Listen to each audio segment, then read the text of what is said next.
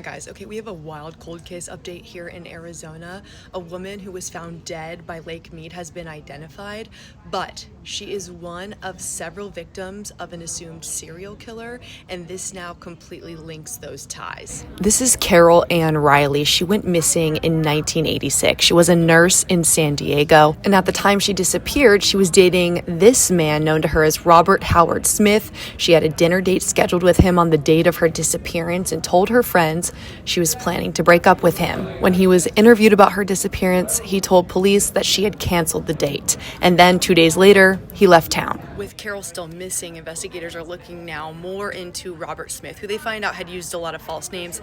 His name is actually Robert Weeks, and they find out that multiple other people are missing too.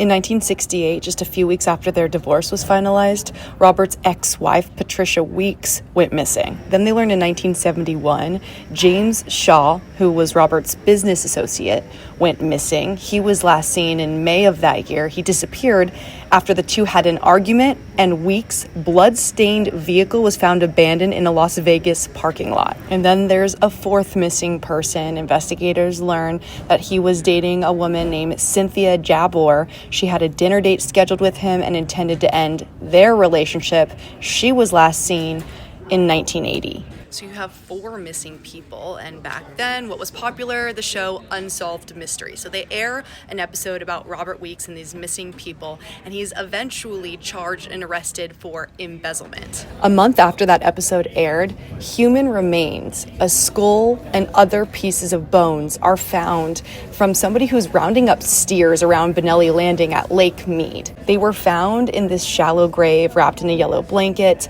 and they were thought to be of a female between 20 and 40 years old. But years and years had gone by with different kinds of testing, and nobody was able to identify who that was. At the time, nobody knew if those were or could be linked to Robert Weeks and these disappearances. So a year later, he's convicted of murdering his ex-wife, Patricia Weeks, and that real estate agent, Cynthia Jabor, but their bodies were never found. It's not often that you see these no-body convictions, but obviously the evidence showed that it was clear he was involved in some way. Robert Weeks died in a Nevada prison in 1996, but there's still been ongoing testing for decades on those unidentified remains from Lake Mead, and that brings us to now. After extensive testing and many years trying to identify this victim, in July of this year, investigators with the Mojave County Medical Examiner's Office were contacted that dental records from Carol Ann Riley matched the remains that they were trying to identify. With this update, this is where this case stands now. Robert Weeks